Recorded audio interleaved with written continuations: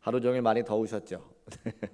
교회가 제일 시원한 것 같아요. 그리고 또 우리 여름철에 가정에서 쉽게 에어컨 못 틀잖아요. 그래서 교회에서 시원하게 또 에어컨 틀고 미숫가루 만들어서 드리고 그러면서 전도하려고 하니까 미숫가루 드시고 싶으신 분들 또 같이 오면 좋겠다고 생각하시는 분들 더운 여름철에 교회에서 시원했으면 좋겠는 분들 다 데리고 오세요. 그래서 우리 교회 지역사회에 소문나고 문 영혼들을 권하는 교회가 되시기를 주님의 이름으로 축복합니다. 아멘. 감사합니다.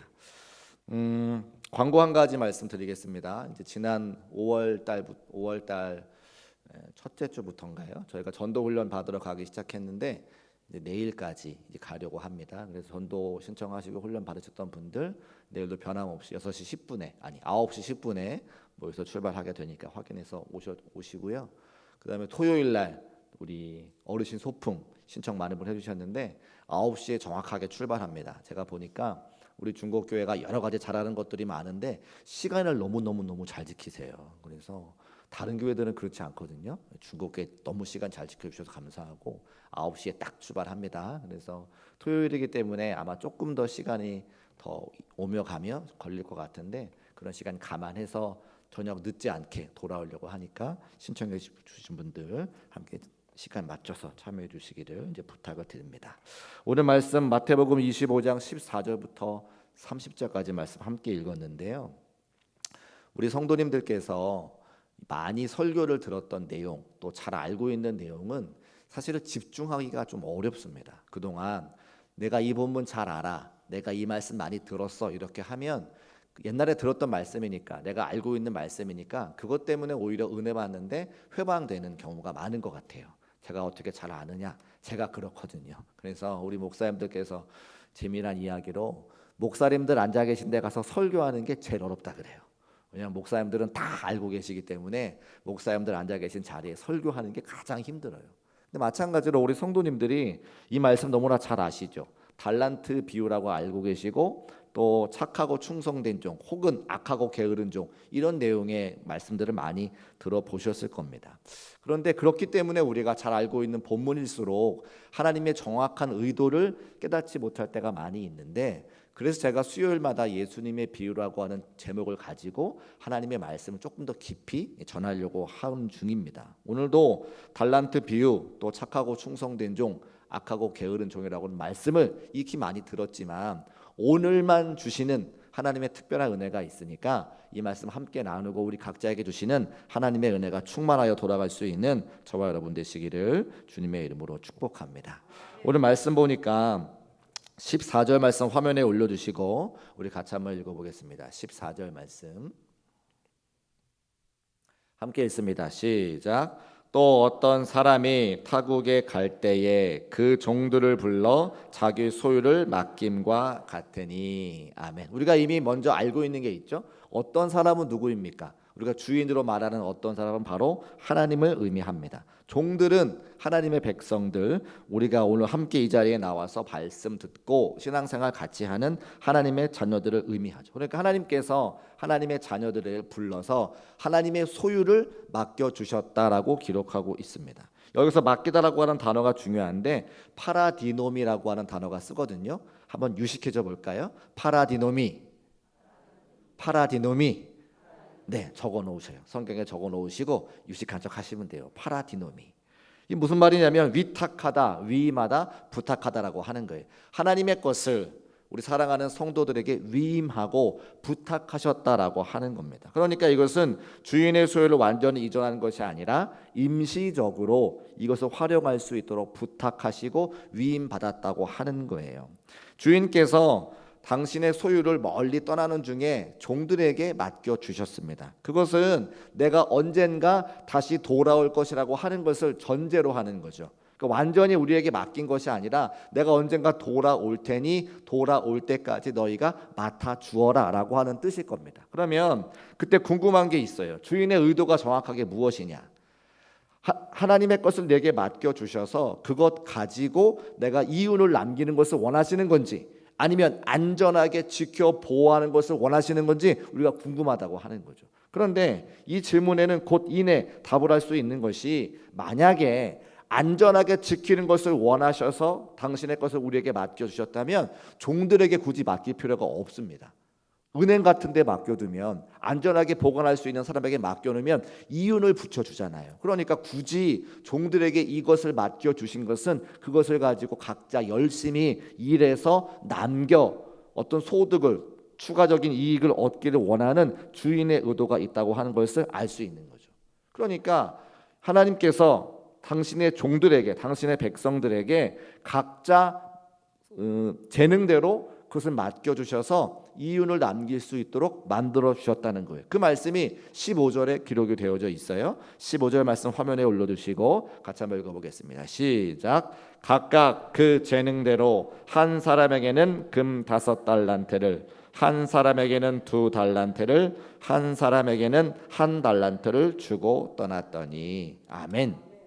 많은 분들이 5달란트, 2달란트, 1달란트에 집중하시는데 사실 우리가 진짜 집중해야 되는 것은 맨 처음에 나와 있어요. 각각 그 재능대로라고 하는 겁니다. 우리 각자가 다 좋아하는 게 다르고 할 수 있는 게 다 다르죠. 하나님께서는 우리 스스로를 너무 잘 알고 계시기 때문에 각각 그 재능대로 그 사람의 분량에 따라서 주셨다고 하는 거예요. 저는 계획을 세우는 것을 좋아합니다. 제 아내하고 제가 연애할 때 처음부터 끝까지 다 계획을 세워요. 그래서 만나서 어디를 가고 몇 시대가 되면 뭘 먹고 또 어디에 가서 어떻게 하고 딱 헤어진다. 이 계획이 쫙 나와요. 근데 제 아내는 계획을 세우지 않습니다. 그래서 지금까지 연애하고 결혼 생활하는데 영화표를 한 번도 예매해 본 적이 없어요. 다 제가 하는 거예요. 몇 시에 만나서 어떻게 하고 어떻게 하고 어떻게 하고. 그러니까 계획은 제가 다 세워요. 제가 또 잘하니까. 사실은 제 아내가 얘기하지만 제가 누가 자기한테 맡기지도 않는데요. 왜냐하면 제가 맡겨봤자 제 성에 안 차니까 결국 제가 다 하니까. 그런데 계획을 세우는 사람과 계획을 세우지 않는 사람이 서로 그냥 다른 거지 누가 더 잘하고 누가 못하고 이런 게 아니잖아요. 마찬가지로 하나님께서도 각각 그 재능대로 그 사람들에게 5달란트, 2달란트, 1달란트를 주고 떠났다고 하는 거예요. 근데 우리는 5달란트 받은 사람은 좋겠다, 1달란트 받은 사람은 서운하겠다만 생각하지 각각 그 재능대로 주신 하나님의 의도를 깨닫지 못할 때가 많다고 하는 거죠. 여러분 분명히 기억하십시오. 하나님께서는 여러분 각자에게 각각 그 재능대로 하나님의 달란트를 주셨다고 하는 사실을 고백하시기를 주님의 이름으로 축복합니다. 어떤 분은 찬양대에서 찬양하는 걸 즐겨하시는 분이 있어요. 어떤 분은 주방에 들어가셔서 요리 만드는 걸 즐겨하시는 분이 있어요. 어떤 분은 차를 좋아하니까 주차 봉사하는 걸 즐겨하는 분이 있어요. 어떤 분은 아이들 가르치는 걸 좋아하니까 오셔서 가르치는 걸 좋아하시는 분이 있어요. 그러니까 우리가 다 분량에 따라 다른 달란트를 받았다고 하는 거예요. 너의 재능대로 내가 주느니 그 재능을 가지고 성실하게 일해서 최선을 다해서 남겨라 라고 하시는 하나님의 음성을 볼 수 있어야 되는 겁니다. 그런데 사람들은 왜 5달란트 받은 사람들은 좋다고 생각하고 1달란트 받은 사람들은 서운하겠다고 생각하는 줄 아세요? 달란트의 값어치를 정확하게 모르기 때문이에요. 1달란트가 얼마나 되는 금액인가? 한 사람이 15년 동안 일해서 받은 품삯이 1달란트예요. 15년 동안 받으면 얼마를 받을까요? 우리가 5천만 원이라고 한번 계산해 봅시다. 그럼 5억, 한 6억쯤 되는 거예요. 1달란트의 금액이 쉽게 말씀드리면 6억쯤 되는 거예요. 그러니까 1달란트 받은 사람도 엄청난 금액을 받은 거예요. 그런데 우리는 그 금액을 잘 알 수가 없으니까 5달란트 받은 사람은 좋겠고 1달란트 받은 사람은 실망하겠네 라고 생각하는데 1달란트 받은 사람도 어마어마한 금액을 받은 거예요. 여러분에게 누가 6억을 맡겼다고 생각해 보세요. 얼마나 마음이 좋겠어요. 6억을 가져본 적이 없어서 다 그런 표정이신 거죠? 누가 우리에게 6억을 준다고 하면 저는 6억뿐만 아니라 600만 원만 줘도 좋겠어요. 저는. 그렇다고 하는 거예요. 그렇게 큰 하나님께서 많은 것들을 주셨는데 다른 사람과 비교하다 보니까 내가 갖고 있는 그것도 귀하게 여기지 못하는 안타까운 삶을 살고 있다고 하는 겁니다. 여기에서 우리가 두 가지를 알 수가 있는데 첫 번째는 무엇이냐면 원래부터 내 것이었던 것은 단 한 가지도 없다는 거예요. 하나님께서 5달란트 주시고 2달란트 주시고 1달란트 주신 것처럼 원래부터 내가 가진 것은 하나도 없습니다. 언젠가 우리가 이 땅 가운데 삶을 마감하면 다 하나님께 다시 내어놓고 가게 되겠죠. 그런데 많은 사람들이 몰래부터 내 것인 것처럼 착각할 때가 많죠. 주인이 내게 주신 겁니다. 하나님께서 내게 맡기신 겁니다. 그 분량의 차이는 있겠지만 하나님께서 내게 맡기신 것이고 때가 되면 다시 찾아가실 것이기 때문에 우리가 내 것이었던 것은 한 가지도 없다고 하는 거예요. 내가 가지고 있는 건강, 재산, 집, 일터, 또 가족, 자녀, 내가 수십 년간 읽어온 모든 것들이 결국 내 것은 아니라고 하는 사실을 말씀을 통해서 알 수가 있다는 거죠. 그렇게 하나님께서 내게 맡겨주시고 맡겨주신 것 가지고 열심히 일해서 열심히 사역해서 더 많이 남기라, 더 많이 이윤을 거둬라 우리에게 맡겨주셨다고 하는 거예요. 만약 그것이 내 것이라면, 그 달란트가 내 것이라면 사실은 내 마음대로 해도 됩니다. 주인이 나니까요. 그냥 묻어둬도 되고 열심히 사용해도 되고, 하나님께서 분명히 말씀하시기를 내 것이 아니기 때문에 주인의 의도대로 사용하라 말씀하신 것을 우리가 알 수 있다고 하는 거죠. 두 번째 알아야 될 것은 누구도 다른 사람을 의식해서는 안 된다는 거예요.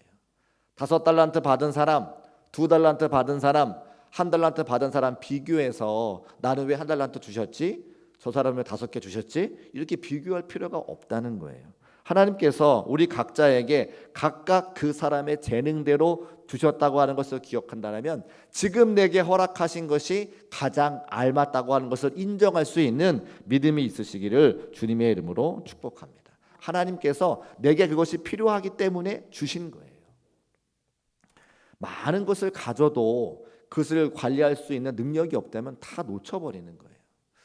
제가 교회를 개척하고 담임 전도사가 되어서 교회를 섬길 때 일인데 많은 분들이 제게 은혜와 축복을 쏟아 부어 주셨습니다.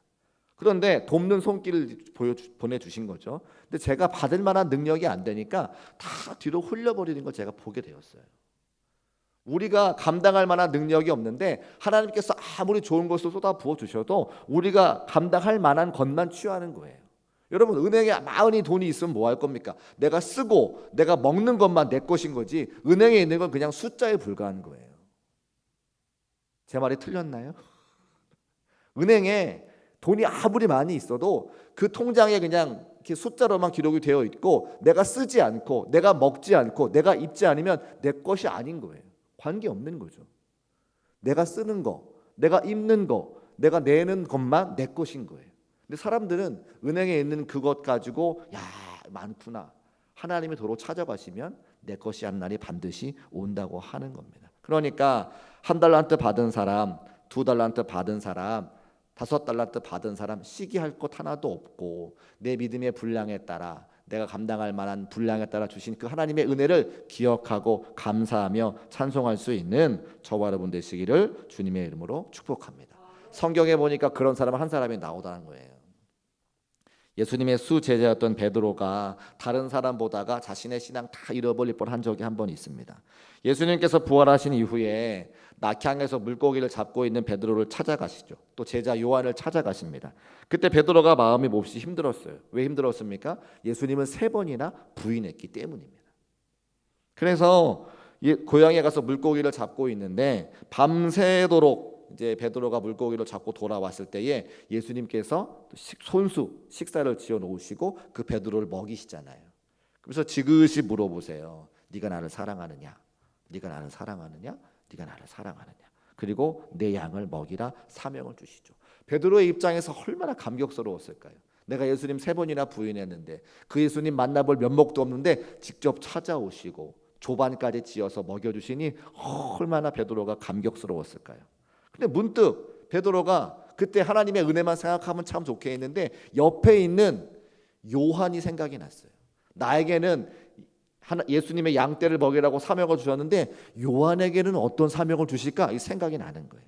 그래서 뭐라고 묻습니까? 요한복음 21장 21절 22절 화면에 올려주시고 같이 한번 읽어보겠습니다. 시작.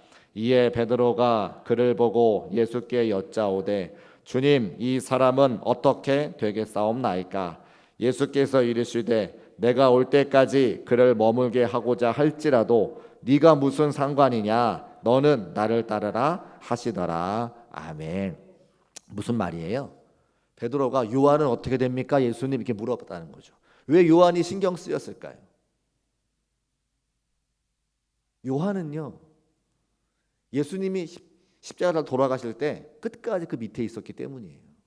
그리고 예수님의 어머니 마리아를 요한이 책임져잖아요. 그러니까 베드로는 나는 3번이나 예수님 부인했는데, 요한은 끝까지 십자가 밑에서 예수님의 그 자리를 지켰으니까 나는 이렇게 양떼를 먹이라고 축복을 주셨으면 요한은 얼마나 큰 축복을 받을까라고 시샘하는 거예요. 질투하는 거예요. 예수님 뭐라 그러세요? 네가 무슨 상관이니? 라고 말씀하시죠. 그러니까 우리에게 똑같은 말씀하시는 거예요.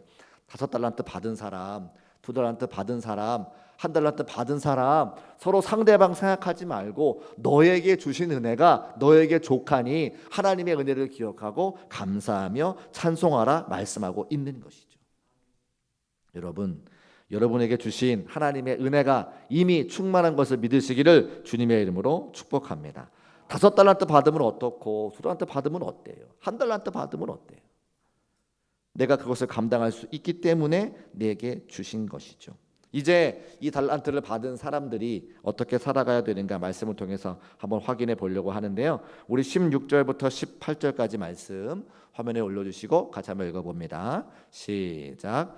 5달란트 받은 자는 바로 가서 그곳으로 장사하여 또 5달란트를 남기고 2달란트 받은 자도 그같이 하여 2달란트를 남겼으되 1달란트 받은 자는 가서 땅을 파고 그 주인의 돈을 감추어 두었더니. 아멘. 5달란트 받은 사람, 2달란트 받은 사람은 바로 가서, 성경에 기록되어 있는 그대로입니다. 바로 가서 열심히 일해가지고 2배를 남겼습니다. 5달란트는 10달란트, 2달란트는 4달란트가 된 거죠. 그런데 1달란트 받은 사람은 땅에 파묻어 두어서 아무 일도 일어나지 않았습니다. 우리가 이 본문도 가만히 생각하면서 5달란트 받은 사람, 2달란트 받은 사람은 스스로 능력이 출중하고 탁월해서 2배를 남겼구나 이렇게 생각하기가 쉽거든요. 또 1달란트 받은 사람들에게는 우리 각자가 다 1달란트 받았다고 생각을 해서 같이 마음이 이렇게 좀 동감되고 짠한 그런 마음이 들기 마련입니다. 얼마나 불안했으면 땅에 묻어두었을까. 이 사람이 나처럼 마음이 소심한 사람이구나. 그래서 열심히 일하다가 원금 까먹을까봐 땅에 묻어두었구나. 나라도 그렇게 했을 것 같아 라고 우리가 마음이 동한다는 거죠. 그런데 분명히 말씀드립니다. 예수님께서는 그들의 재능대로 주셨다 말씀하시죠. 그래서 성실하게 일하기만 하면, 그것 가지고 열심히 하기만 하면 무조건 남기게 되어 있다는 거예요. 왜? 우리의 기질대로, 우리의 능력대로 주셨기 때문에. 하나님께서 그것을 주실 때에 이미 어떻게 할 것까지 다 알고 계셔서 우리에게 주셨다고 하는 거예요. 그러니까 열심히 하기만 하면 됩니다. 성실하게 하기만 하면 됩니다. 주인의 의도를 깨닫고 순종만 하면 2배의 결과를 남기게 되어져 있는데, 주인에 대한 태도가 잘못되어서 주인을 정확히 알지 못해서 1달란트 가진 사람이 땅에 그냥 묻어두었다고 하는 거예요. 이것은 주인에 대한 태도의 문제인 거죠. 능력의 문제가 아니라 태도의 문제인 거예요.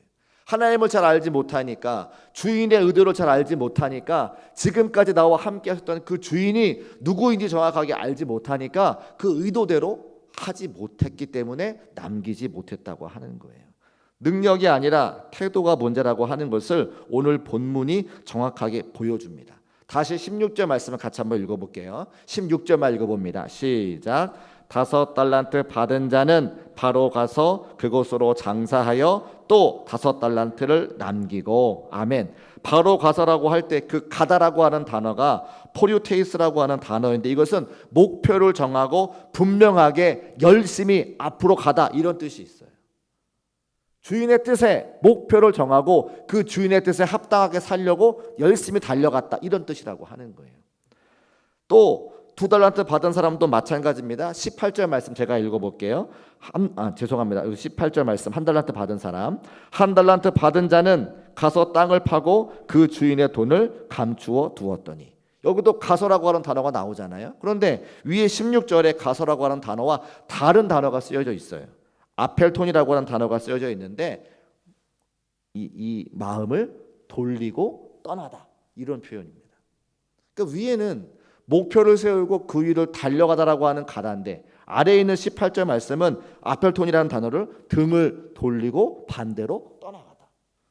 주인이 말씀하시는데 그 주인의 태도에 완전히 등지고선 주인과 상관없는 삶을 살았다고 하는 거예요. 한국말로는 똑같은 가다라고 하는 단어이지만 헬러에는 완전히 다른 뜻이 있는 거죠. 누가 주인의 뜻에 참여한 사람입니까? 5달란트 받은 사람, 2달란트 받은 사람. 1달란트 받은 사람은 주인의 의도를 모르는 거예요. 주인을 모르는 거죠. 하나님을 모르는 겁니다. 그래서 하나님께서는 각각 그 사람의 재능대로 달란트를 주셨는데 그 하나님 주신 마음에 관계없이 자기 소견에 오른 대로 등지고 가서 1달란트를 땅에 숨겨 두었다고 하는 것이죠. 그 종의 심리를 알 수가 있는 거예요. 주인에게 실망한 것이죠. 나에게 이 1달란트밖에 대우하지 못하는 그 주인이 나를 이렇게 대우하다니. 주인은 별로 잘난 것도 없는데 더 5달란트 준 사람, 2달란트 준 사람 잘난 것도 없는 것 같은데 나랑 비교해 보면 아무것도 아닌 것 같은데 그 주인의 의도를 의지하고 화가 나고 실망하고 자기 연면에 빠져서 주인의 의도와 관계없이 등 돌리고 자기 소견에 오른 대로 행했다고 하는 겁니다.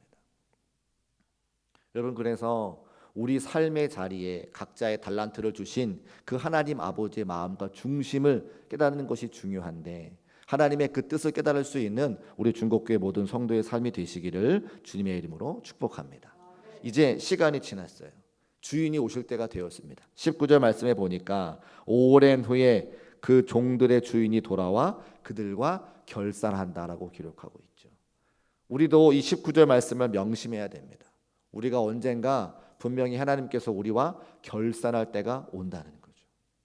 그때가 언제인지는 알 수 없지만 우리 모든 사람들의 삶이 반드시 하나님과 결산할 때가 온다고 하잖아요. 말씀 그대로죠. 오랜 후에 얼마 시간이 지났는지 모릅니다. 세월이 흘렀습니다. 그런데 주인이 반드시 돌아오신다 말씀하고 계세요. 우리가 그 시간의 한계 속에 있어요. 누구도 그 시간을 벗어날 수 없습니다. 중국의 진시황이라고 하는 유명한 왕이 자기가 불로장생하기 위해서 전국 방방곳곳에 전 세계의 사람들을 파송해가지고 불로장생하는 약을 찾았다고 하잖아요. 중국에 가시면 어디부터 갑니까? 그 진시황의 무덤부터 가죠. 그러니까 우리가 시간의 한계 속에서 발버둥 치지만 하나님께서는 정하신 때에 반드시 우리와 결산할 때가 온다는 거예요. 올해도 벌써 5개월이나 지났습니다. 오늘이 5월 31일이잖아요. 우리가 어느샌가 벌써 5개월이 지났네 할 만큼 세월이 쏜살같이 지나갑니다. 청년이었던 사람이 정신 차리고 보니까 어느덧 머리가 백발이 되어져 있고 엊그저께 기력이 왕성한 청년인 것 같은데 이제는 손주를 보신 그런 나이가 되었습니다. 그분들이 늘 하시는 말씀이 있어요. 세월이 정말 빠르다. 이렇게 세월이 속절없이 흘러가서 주인 떠난 지 오랜 시간이 되어서 결산할 때가 되었습니다. 열심히 일한 사람들, 2배를 남긴 사람들은 주인 앞에 자기가 남긴 것 자랑하기가 바빠요.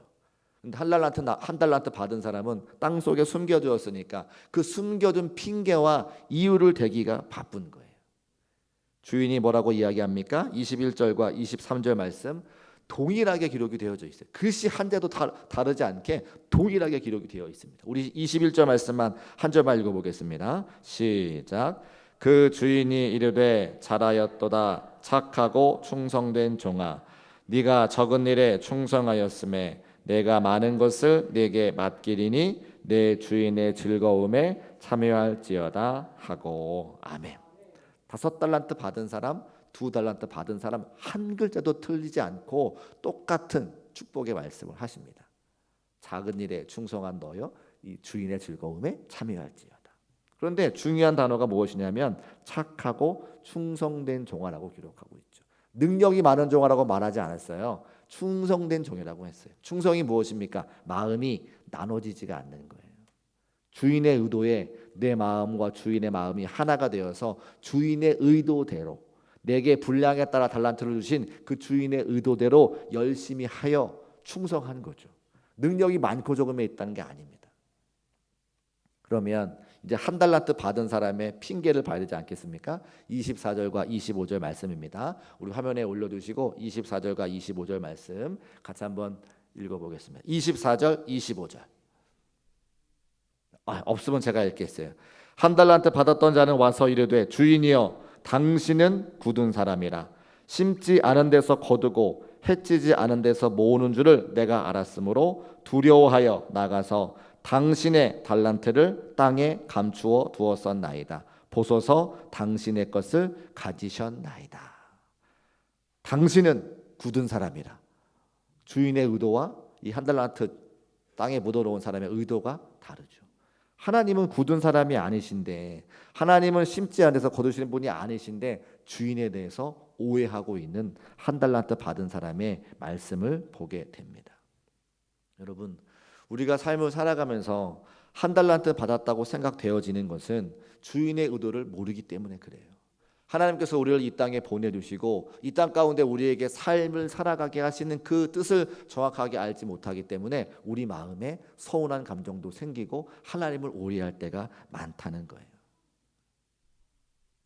우리 사랑하는 중국교회 모든 성도님들은 5달란트, 2달란트 받은 자가 되어서 각 사람의 재능대로 주신 그것을 가지고 열심히 사역하여 하나님께 큰 영광 올려드릴 수 있는 복되고 귀한 성도의 삶이 되시기를 주님의 이름으로 축복합니다.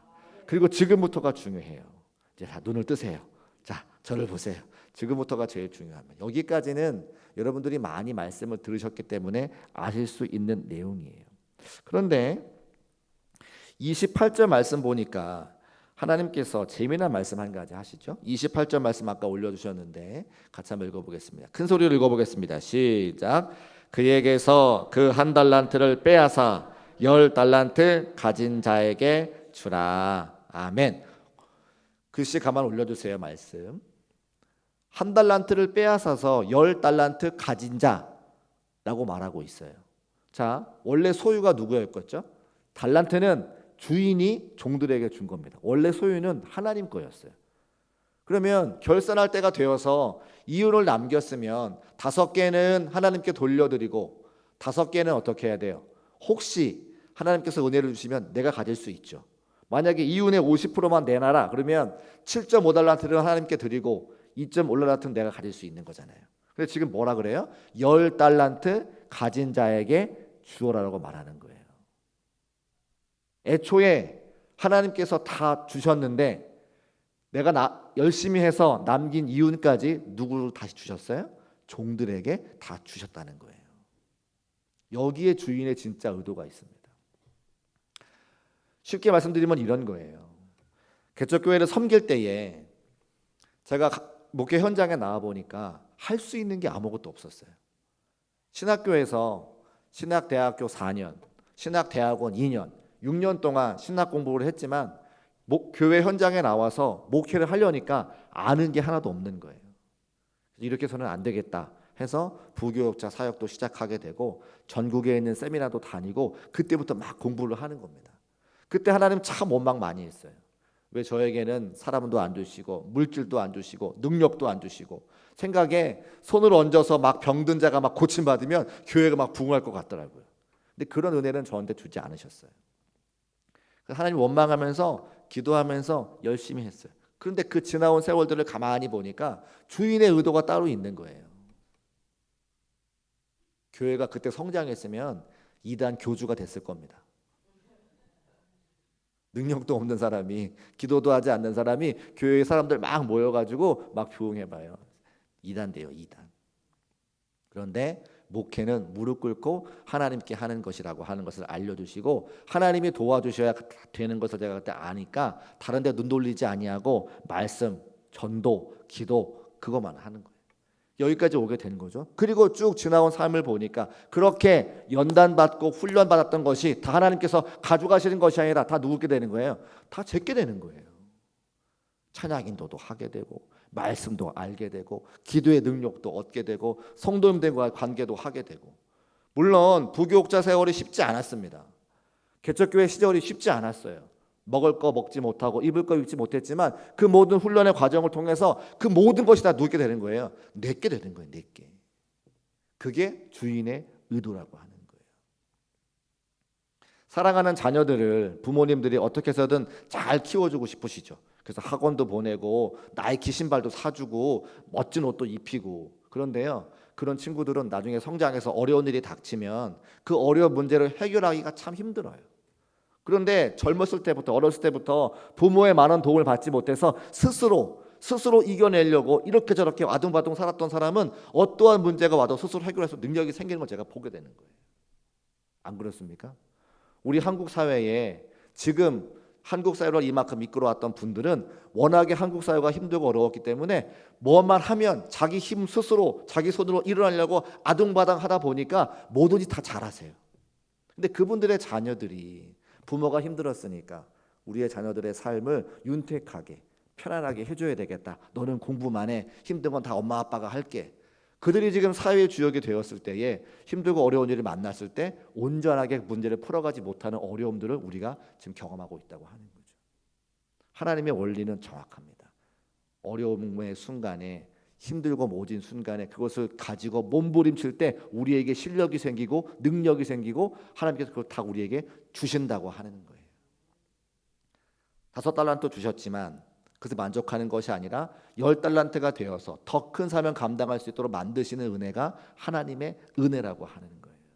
힘들고 어려운 환경 가운데 놓여져 있지만 그것을 이겨낸 경험을 통해서 내가 2달란트 받은 사람이 4달란트 받은 사람으로 역량이 커지고 1달란트 받은 사람은 2달란트 받은 사명 감당할 수 있도록 역량이 커지는데 주인의 의도를 알지 못해서 그저 땅속에 심어 놓으니 평생 그 1달란트 받은 사람으로만 쓰임 받을 수 없게 되는 것을 말씀을 통해서 확인할 수 있는 거죠.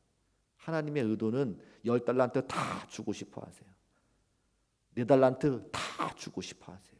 다 우리 것이 되게 하고 싶은 것이 하나님 아버지의 의도라고 하는 거예요. 그러면 이제 우리가 해야 될 것이 분명해졌습니다. 무엇입니까?